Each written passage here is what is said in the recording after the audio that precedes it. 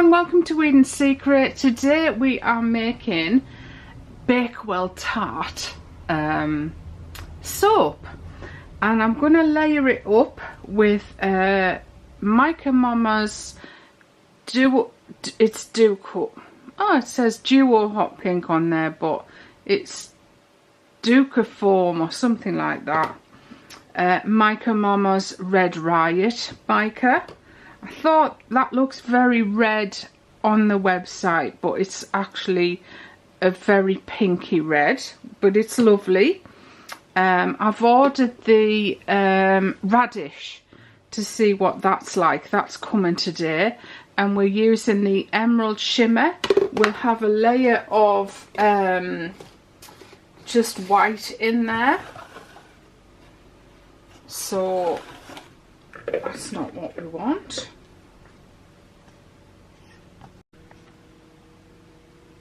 So we're going to layer it up, and the fragrance we're using is Bakewell Tart, and it's from Soap Supplier again. I am impressed with their oils. This one, be careful not to put too much fragrance in it because it'll make it very crumbly, your soap. Don't go over your 5%.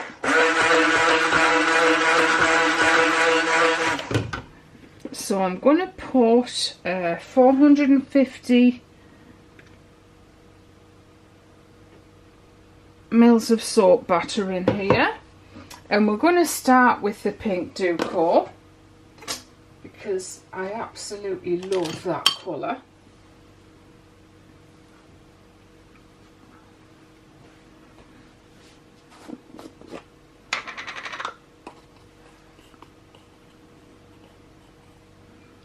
So we're putting a good teaspoonful in there, and we're giving a mix in.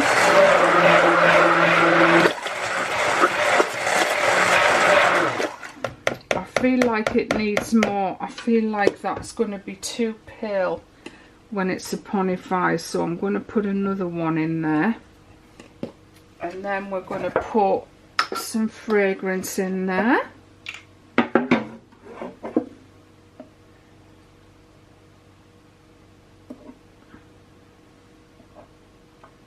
About 20 mils.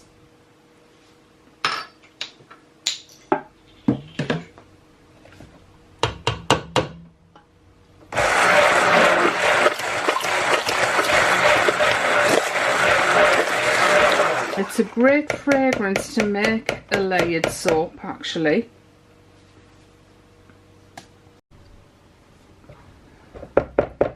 And the reason it's a good fragrance, it sets fairly fast.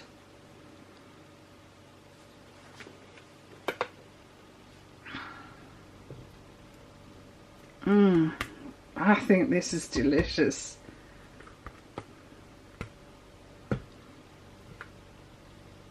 I do like sweet smells, I have to admit. They are yummy. So that's it, tap it down. So I'm going to do the same with the other loaf as well, and then we'll come back for the next colour. Now with this technique you will need to wash your jug and your blender and your spoon after every colour. So you can see I've already done a green layer, and this is the other one. If you're really clever, you can just do, if you're doing 2 loaves of soap, that's literally all of that gone. It hasn't lasted long at all, that green, emerald green. What was I saying? Yeah, if you're really clever, you can fill your jug up to 700. Is it? No, 9. 4.5 and 4.5 is 9. And you can just pour some of it out and then the rest. But I'm doing it like this because it's a much more accurate way to do it. I feel like I didn't put enough in there, so I'm going to put a tiny bit more in. Just a drop.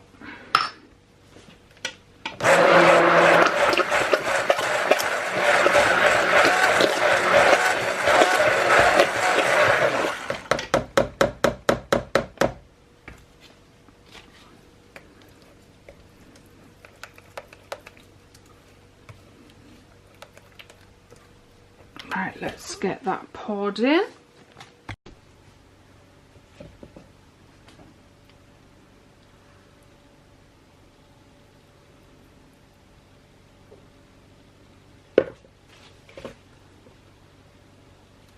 See, it does thicken up fairly fast, but it is still a workable layer fragrance.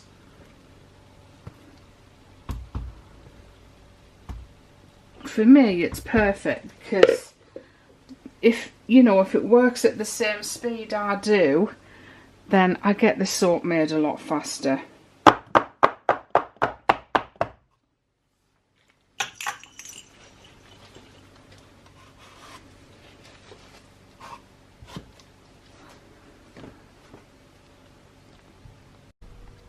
So let's try exactly what I just said we would do.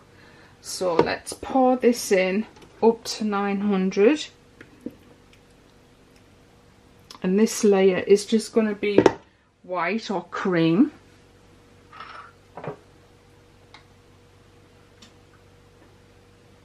A bit more fragrance for this layer because obviously it's double the thickness.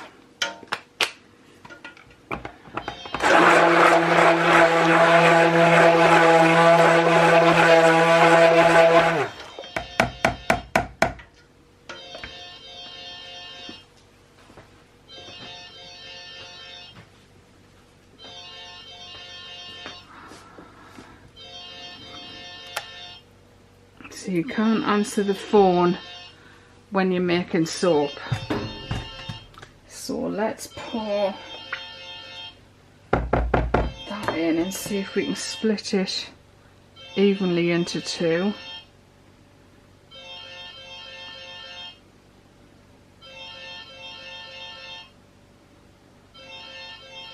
Whoever it is determined, but I'll ring them back as soon as I've done this.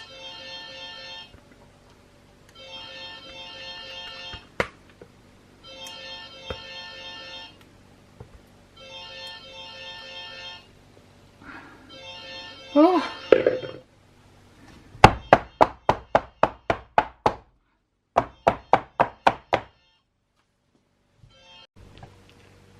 So we're going to use the red rye at this time.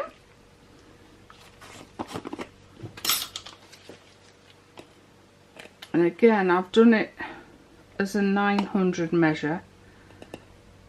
I'm putting a lot in, I just want to make sure there's plenty of colour in the layer.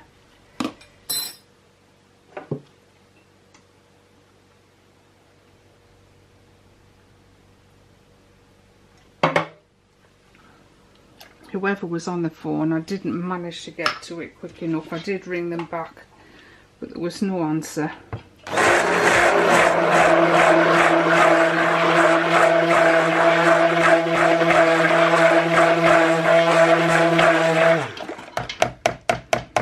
It was probably a sales call anyway. Drive me mad, they do.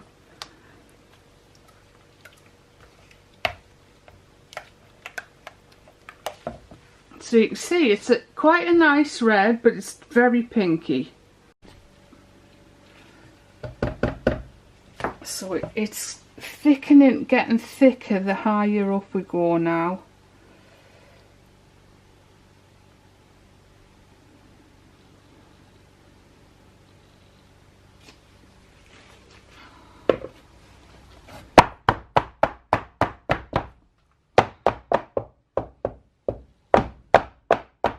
Sorry about the banging, but it's the only way to show you how to get the layer as level as possible.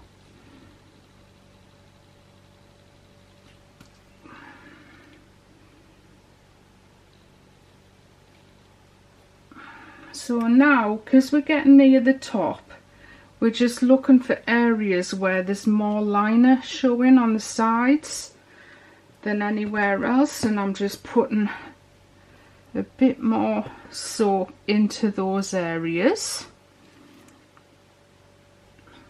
There's a little bit in this corner here. There seems to be a bit of a dip in the centre on this one.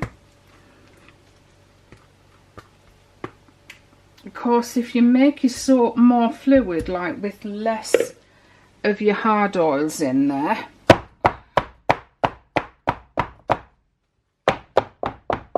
and more liquid oils or fractionated oils, then it'll give you a lot more time. Obviously I do a large water discount as well, so my soap is going to thicken up. I have more hard oil in there, coconut and palm, than I do liquid oil. But if you do it the other way around, more liquid than hard, then you're going to have more time to play with your soap. Okay, so I'm filming from this side because I'm going to scrape out what I've got left in my container. Or container as Katie calls it, Katie Carson. The biggest soap maker on YouTube. I literally knew that Katie was gonna, I just knew she was gonna make it big. She was so determined in the early days. She's overtaken all of us. So well done to you.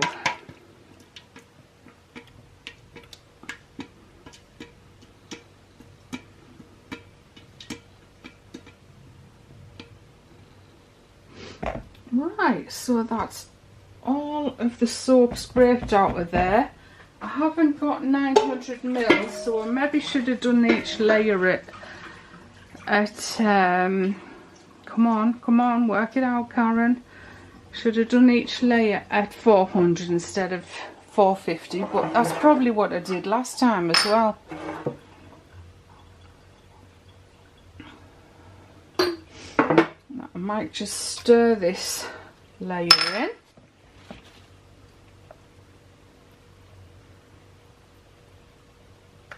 I hope I'm not making a mistake doing that, because I always blend my colours and my fragrance into my soap, always.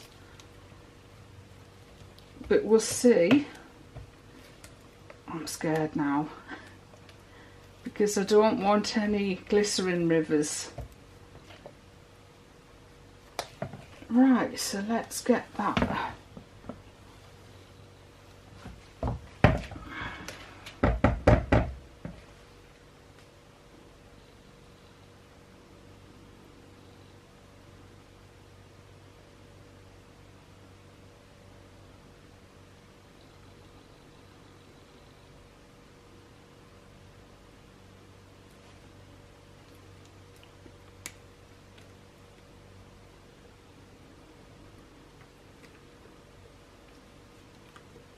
Yeah, so for anyone to be able to create a business that works and employs all their family, she's got to be doing something right, hasn't she?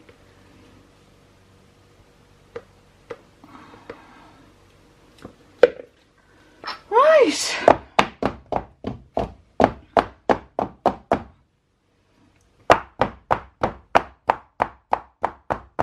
There you go. So we're just going to leave that to set overnight, and then we'll come back tomorrow, we'll give it a cut, and then we'll pipe on top. But I want to do something a bit different to what I did on the cherry cocktail soap, which is very similar to this. Alright, for this part of the video I'm showing you the piping nozzle that we're using.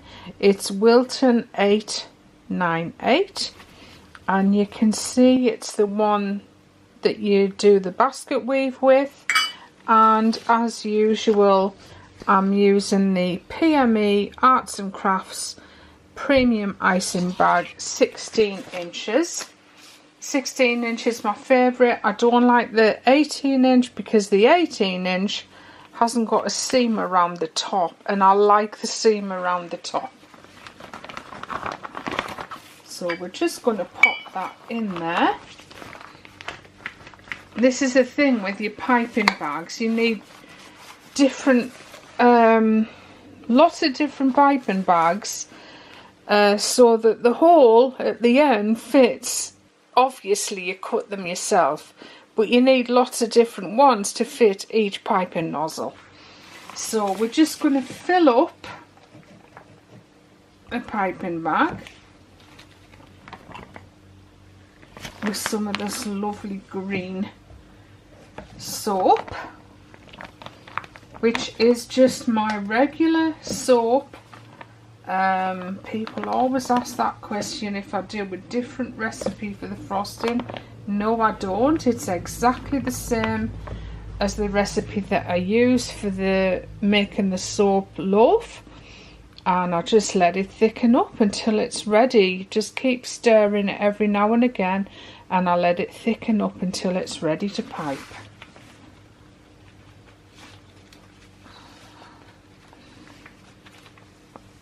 I know some people whip the soap, and I've never done that. I don't think it's necessary, but it might do something exciting to the soap that I don't know about it, whipping it. But it's a long time since I've seen anyone actually whipping the soap like that.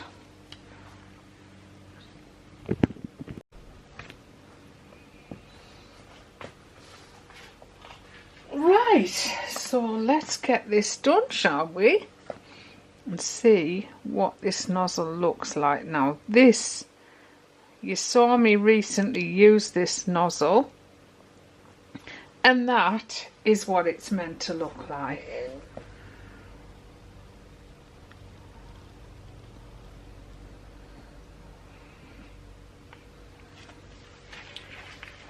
Just something different, you know.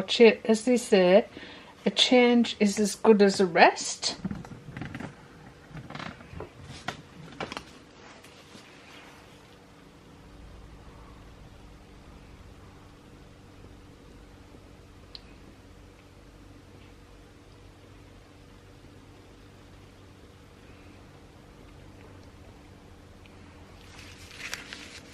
Actually uses quite a lot of soap.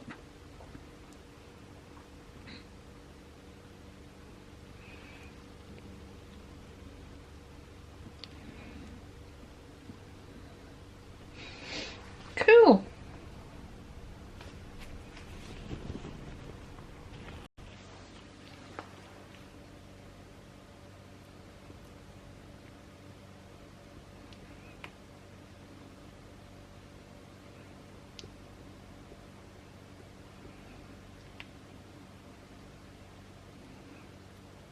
I'll put the soaps on an angle. I just thought it'd be easier to pipe on them. And it is.